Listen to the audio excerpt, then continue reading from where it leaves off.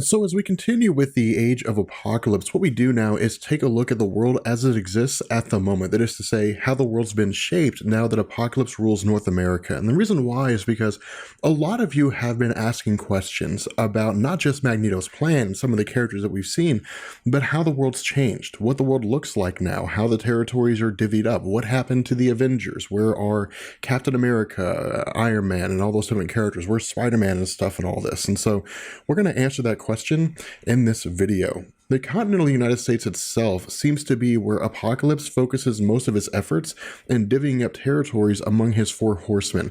The states of Washington, Oregon, Idaho, Nevada, Utah, Arizona, California, New Mexico, and half of Montana belong to Holocaust, with San Francisco as the capital of this territory. Now, Holocaust was a character that had appeared before the Age of Apocalypse, but didn't really achieve any publication of any real kind until Age of Apocalypse started. The Holocaust is actually a character called Nemesis, but it's not clear if this is the same Nemesis that is the son of Cable, or if it's a different version. What we do know here, though, is that Holocaust, as he exists in the Age of Apocalypse, is the apparent son of Apocalypse himself, and the glowing body that you see with Holocaust is actually a suit that he wears that's composed of bionuclear energy that allows him longevity, near invulnerability, and the ability to fire these sort of bionuclear energy blasts at people. Now, the states of North Dakota, South Dakota, Nebraska, Kansas, Wyoming, Colorado, and the other half of Montana, pretty much the upper half of Middle America, this entire territory belongs to Mikhail Rasputin. Now, Mikhail Rasputin is the brother of Colossus, and what we know is that Mikhail Rasputin's powers, at least what it is he's capable of doing, are in truth ambiguous at best, because Marvel's never really explained them to us. They've never really told us, here's the defined list of what it is that Mikhail Rasputin can do, but what we know is that when Apocalypse began his conquest of the world, that Mikhail Rasputin alongside Colossus were able to hold off Apocalypse's forces when Apocalypse attempted to invade Russia.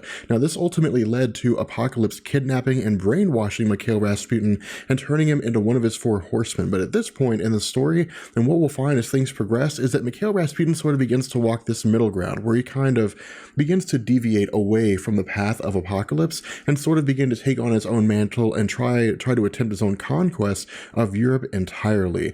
Now, the next group of states are basically like the lower Middle America and some of Mexico. They are Oklahoma, Texas, and the upper part of Mexico, and they're controlled by a character named Abyss. Now, Abyss is an extremely minor character in the Age of Apocalypse, with his only real achievement being one of Apocalypse's horsemen. That's really it. We don't really know much about Abyss at all. In fact, he was created for the Age of Apocalypse itself, but what we do know is that he's somehow related to Nightcrawler and that he has the ability to feed on the fear of others in order to power himself. But again, we're not going to find out much about him. We're really only going to see him maybe engage in a few conflicts, and that's really it. We don't really even know why Apocalypse made him a horseman in the first place. Now, the states of Wisconsin, Iowa, Missouri, Minnesota, Illinois, Indiana, Arkansas, and Louisiana all belong to Mr. Sinister. In terms of Mr. Sinister in the Age of Apocalypse, as we discussed in our first video, Sinister's a right-hand man of Apocalypse, and is also responsible for overseeing the genetic manipulation of humans and mutants by Dark Beast. What we'll also find out, though, is that as time progresses, Mr. Sinister actually has his own agenda. He has his own plans to attempt to overthrow the rule of Apocalypse by creating a being using the DNA of Jean Grey and Scott Summers. This character will become known as Nate Grey, or X-Man, and so this is going to play a major role when we get towards the end of this conflict, and we find out there are some characters after the Age of Apocalypse ends that actually survive on into the Earth 616 universe by basically jumping ship, by jumping through this reality and into a new one. Now, all the other states that we haven't listed here that are part of the continental United States, that is to say, the main portion of the United States, not including outlying territories like Hawaii, all these states belong to Apocalypse. This is all just his main territory right here. Now, at this point, we jump to the rest of the world. The Central American territories that connect North America to South America have basically been completely eliminated, and Marvel doesn't really give us an answer as to why this was done. It's presumed that it was done in order to create this kind of boundary, this kind of territory that basically keeps North America safe from all the other territories around it, that basically provides this kind of protection zone, but Marvel doesn't really give us an answer to this. And in truth, I wouldn't go as far as to say that it's really important enough that we get an answer here.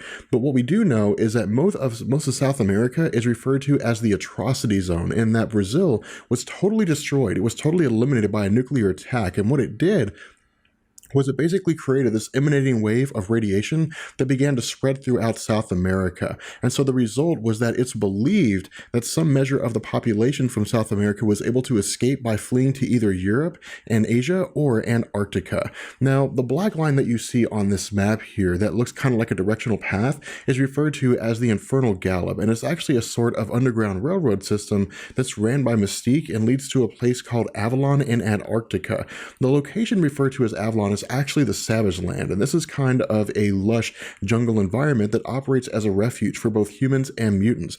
When Apocalypse first launched his conquest, many of the humans and mutants of North America fled to either Avalon, Europe, or Asia, and so while Avalon itself is known to Apocalypse and his forces, it also stands under the protection of Cain Marko, who has the power of the Juggernaut, like his Earth 616 version, but isn't the villain. He's not really a bad guy here. Instead, he's actually the personal bodyguard of a blind clairvoyant named Destiny, who can see into the future. And so what we're going to find is that with her character, and when we get into the plan of Magneto in our next video, we're going to find that Nightcrawler's actually assigned the task to travel to Avalon to find Destiny and then bring Destiny to Magneto.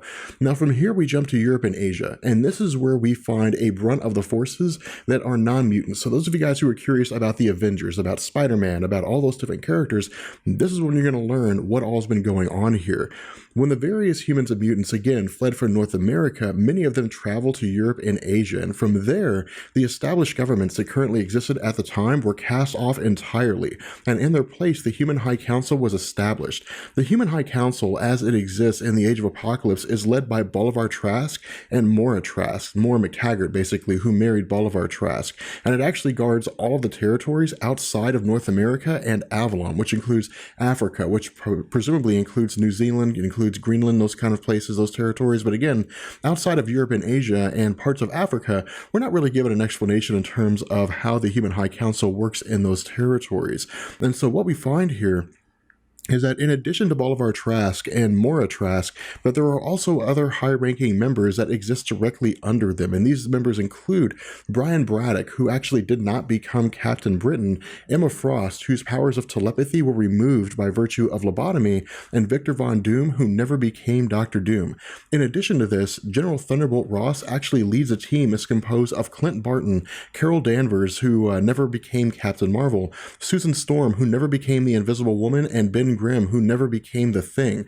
And all these individuals are basically their normal human versions. With the Fantastic Four, they never actually traveled into space, and they were never exposed to cosmic radiation. But for Johnny Storm and Reed Richards, what had actually happened with them is that very early on, they had been killed off. They were killed during the Cullings or in the attempts to get humans out of North America and to safety in Europe. In addition to this, Gwen Stacy is alive, and she's actually part of the Human High Council, operating alongside Donald Blake, who had never become Thor.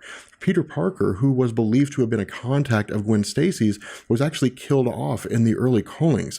Black Panther was killed off in Wakanda due to the fact that Apocalypse had basically raided the vibranium stores in Wakanda. And because Black Panther was loved by his people so much, they killed him and then strung his body up so that, as I guess to serve as kind of a warning, so that if anybody showed up that was attempting to basically cast off the forces of Apocalypse, they would meet the same fate as Black Panther.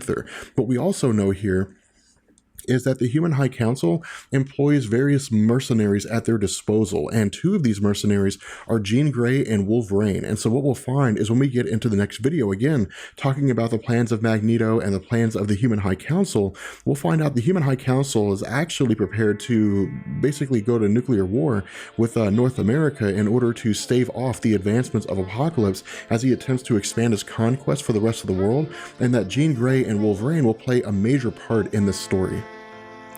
With that being said, we're going to go ahead and bring this video to an end. I hope you guys enjoyed it. If you did, let me know. And I will catch you guys later. Peace. What's life like? fake it. I'ma say it to a die or make it. I'm ready to rise to try take it. This right here is all I've ever known. Bring so much fire to the table, it's left in ashes. Speaking terms get played on so many levels, it's rapid. I'm ill, but I still feel fine, no sick pay. Repeat page, so I got it memorized on my brain, that bright. I ran a flow, big tune, drop side 10 ton of bricks. If I had a pound for every bar of it,